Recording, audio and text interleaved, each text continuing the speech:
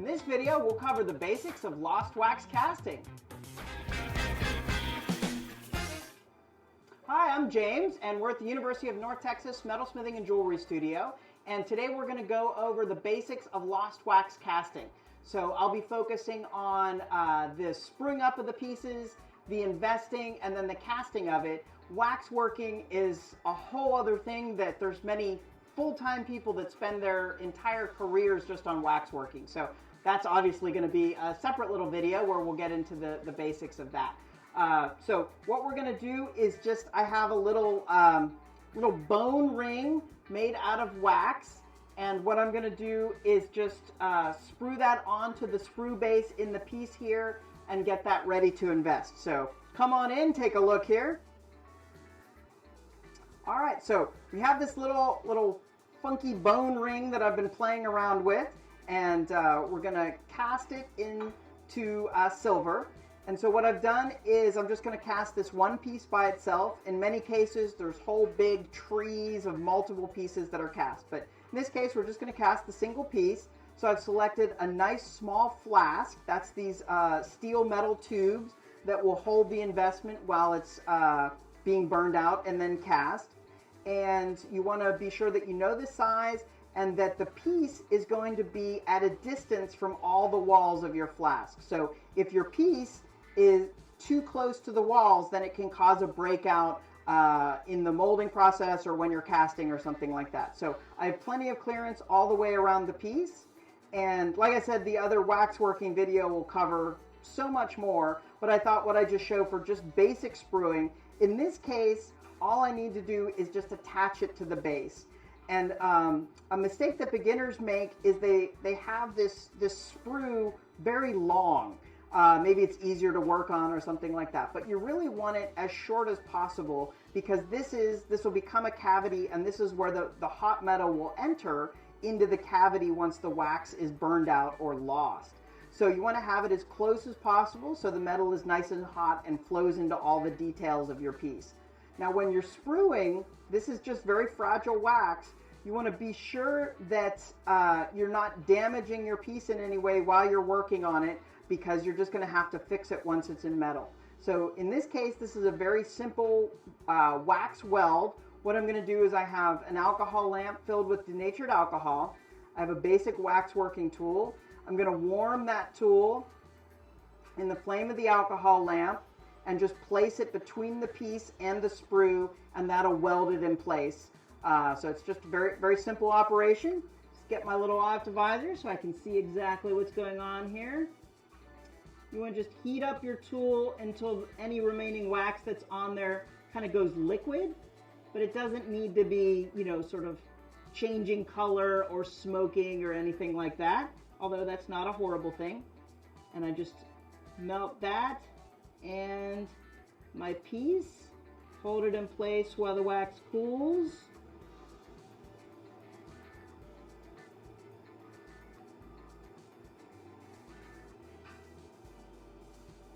Patience, patience. And there, it's welded in place. So it's ready to be invested. You can see a nice short sprue to the piece there. I'll be able to cut that off and clean it up when it's finished in metal.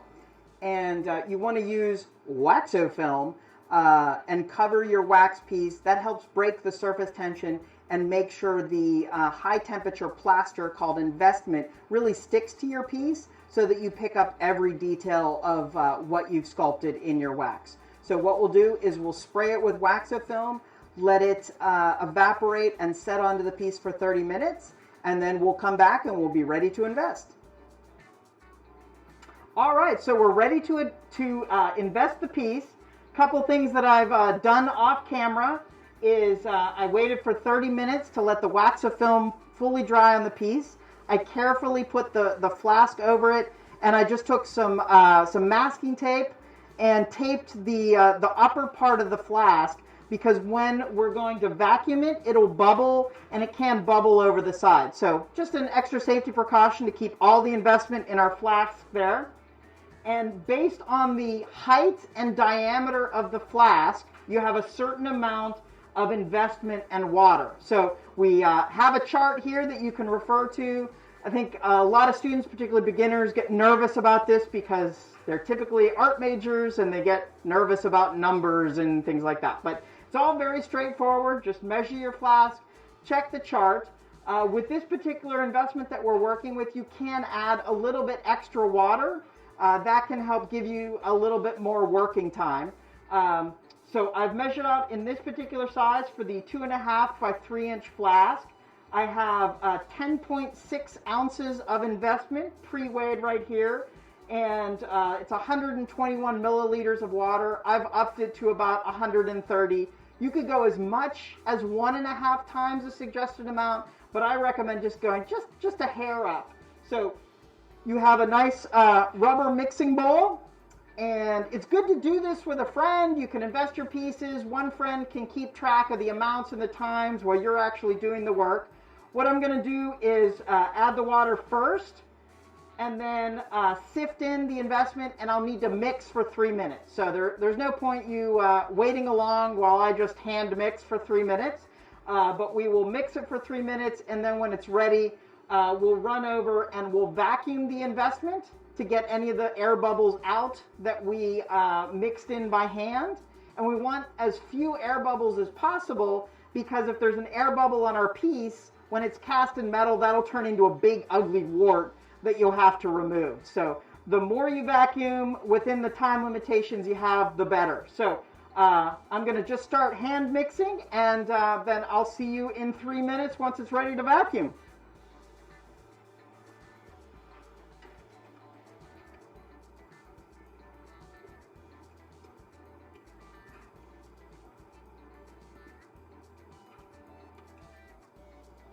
All right, so we're almost ready to vacuum the investment. It should be kind of like melted ice cream or something like that. You want to make sure you don't get your investment hand all over stuff. You can rinse it in the investment buckets that we have, not right into the sink. And then as soon as my timer goes off, I want to throw it in here. Make sure the lid is completely sealed. And turn on the pump. Make sure that it starts pulling pressure. And I'm going to set my timer for 2 minutes. You could do about 1.5 minutes, 2 minutes there.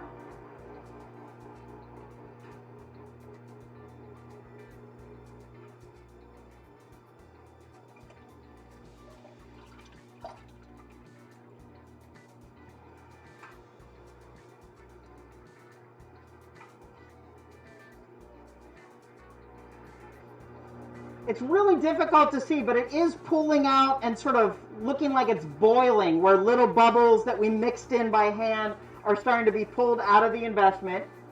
And when that's vacuumed and ready, what we're going to do is pour the investment into the flask. You want to support the bottom of the flask so that this lid doesn't come off and spill everywhere. And then you want to pour down the side to make sure you're not just dumping it on top of your piece and possibly breaking it or breaking it off of the sprue or something like that. So nice and gently pour it down the side. Then we'll put it back into the vacuum to get any last little bubbles out before we let it set up. So have my timer going.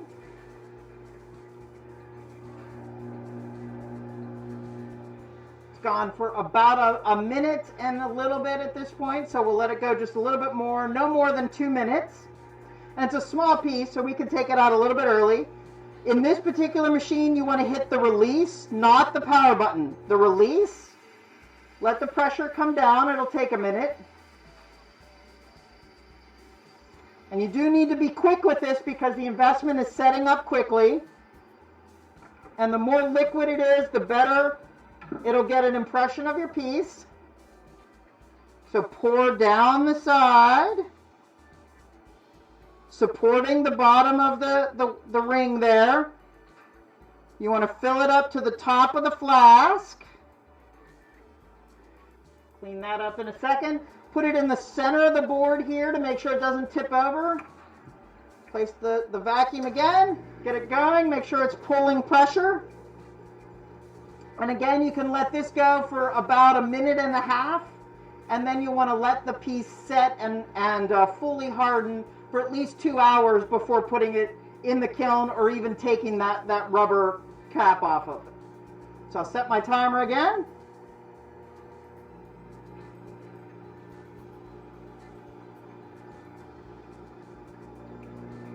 And you might be able to see some bubbles coming out of your piece. If you do see any wax pieces floating up, something has come unattached, and what you want to do is just quickly rinse off your piece and start the whole process over. So you want to make sure that you've done any wax welding really well so that it can hold up to all of this kind of stresses that can put onto the piece. One thing I didn't emphasize, hopefully you noticed my N95 mask.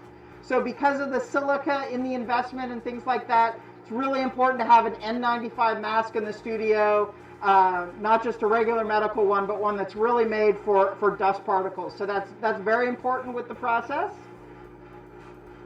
And you can see it really foaming and bubbling over a little bit, which this is actually good. It's getting a lot of the air out of the piece so that it'll be a nice, good mold for when we cast into. So this may look bad, but it's actually perfectly normal and perfectly fine for it to happen. All right, time's up. We hit the release. If a lot bubbles out, you can top it off if you need to, if you're worried about your piece being too close to the edge of the investment.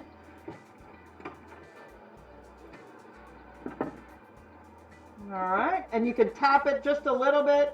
Make sure you get any last little bubbles out, but not that much really came out. So we're ready to just let this sit for a minimum of 2 hours before you take off the base there, and then you'll be ready to put it in the kiln. For a piece of this size, I'll only have to do a 5-hour burnout, and then we'll be ready to cast.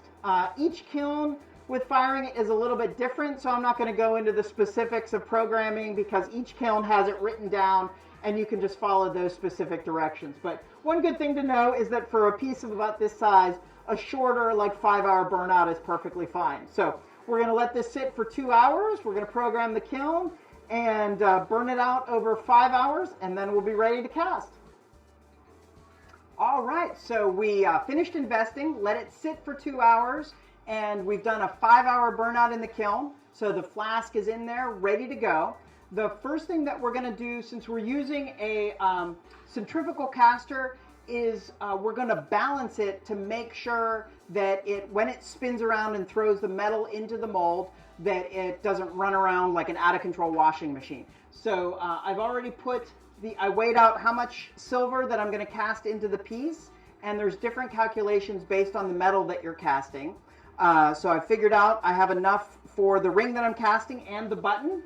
So I have that in the melting crucible. I have the right size carrier for the size flask that we have. And I'm going to take the hot flask out. It's at about 900 degrees. Set it here and then balance it to make sure that it'll spin well. And then we'll put it back into the kiln.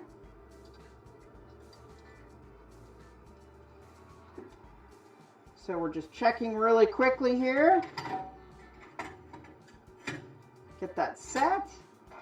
And then you just loosen the center nut, and you want it to be balanced. So you just need to adjust the weights so that it's nice and even.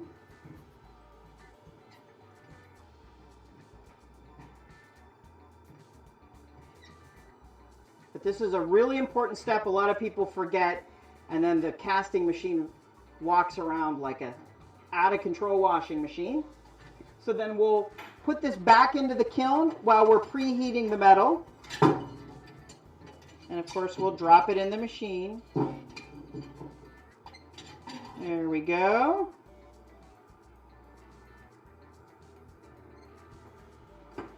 All right. So I'm going to start preheating the metal so that the flask can stay held at 900 degrees in the kiln as long as possible. We're going to use an oxyacetylene melting torch. And so if you're not familiar with compressed gases or anything, what I'm going to do is you first turn it onto the tank, just a quarter turn. And then you can see on this gauge, that'll let you know how much gas is in the tank. And then this is for the line pressure. So the regulator you tighten in to get the right line pressure. And you know the right line pressures because of here. So depending what kind of tip you're using, you set different pressures. So we're working with the Victor 6W. So we want the acetylene between 6 and 9 psi and the oxygen between 7 and 14. So the oxygen is always the green, and then the psi is the red numbers on the inside. So we're going to dial this up to about somewhere between 7 and 14. So that's about good there. And then same with the acetylene. We're going to look for between 6 and 9, the numbers on the inside of the dial there. All right. And then with an oxyacetylene torch, it has a much brighter flame than just a regular acetylene soldering torch. So you want to be sure that you're wearing proper welding protection. So this is casually called green glass. So you can still see, it's just the world is sort of darker and greener. But that'll shield you from the bright light at the center of the cone of the torch that can be like staring at the sun or something. So I'm going to get this started. So you always start the acetylene first. Just strike up. And since this is the first casting of the day, I also want to be heating up the whole crucible so it holds the heat well.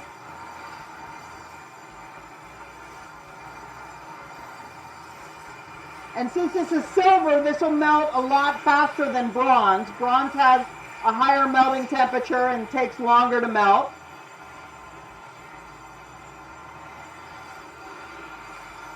Just nice even heating. Sometimes there will be like a popping that scares students, and that's just as the opening of the torch tip expands with heat, it can change the pressure. So you can see the silver is already liquid. So we're going to turn off the torch. We're going to bring the flask and then remelt it and get ready to cast.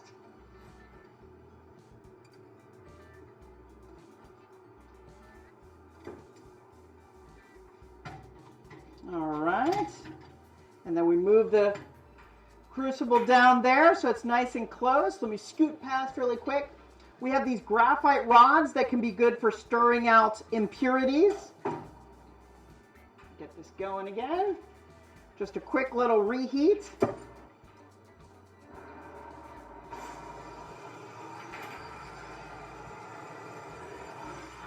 And then when I'm doing that reheat, I tend to aim the torch towards the flask, so I'm also preheating inside of the flask. And you can take this graphite rod. You can also add a little pinch of flux. I don't tend to do that with these studio crucibles because they have a lot of flux inside of them, and the graphite rod can just sort of stir some of that flux in to keep the metal clean. You want to make sure that the metal is just like liquid mercury, very fluid, very clean.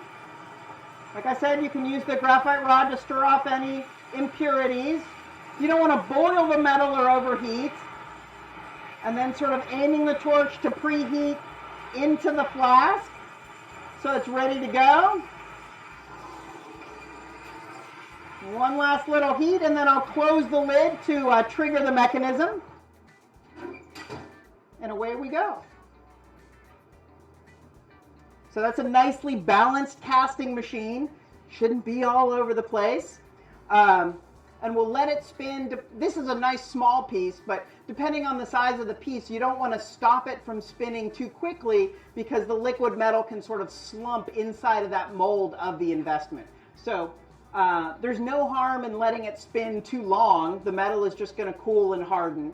However, you do want to keep it at a temperature where you can quench it, and most of the investment will boil off when we quench it into the water. So I think that's plenty for a small piece like this. So I'll raise the lid, let it come to a stop.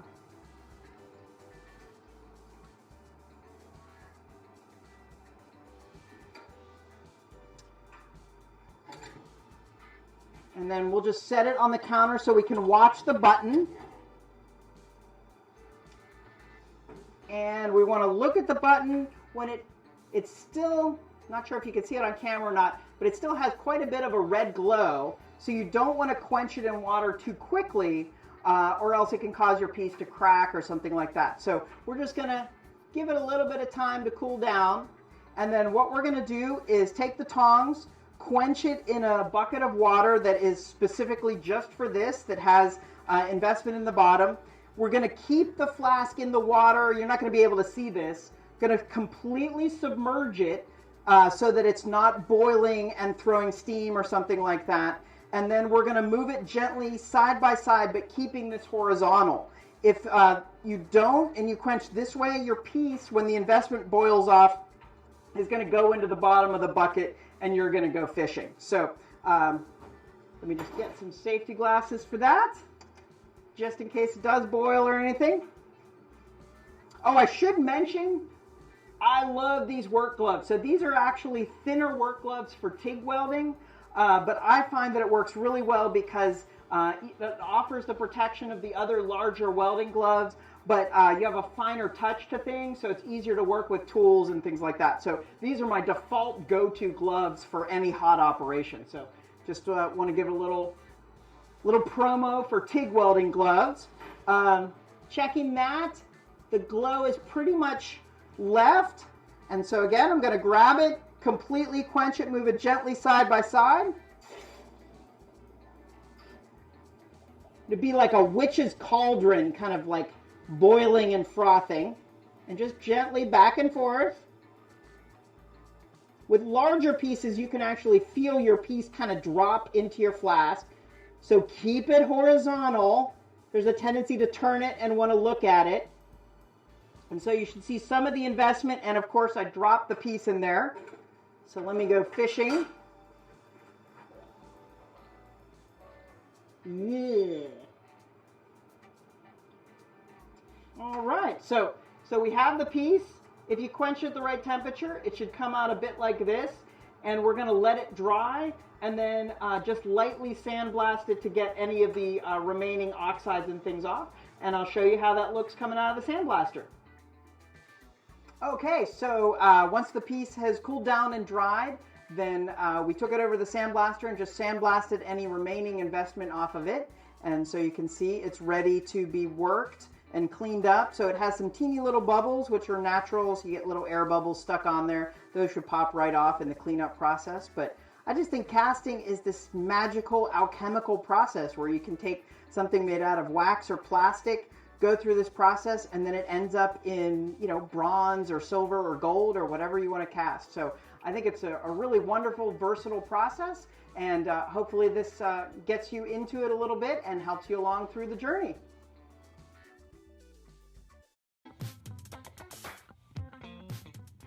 If you enjoyed this video, please be sure to hit that subscribe button so that you can hear from me when I post future videos. Thanks for stopping by.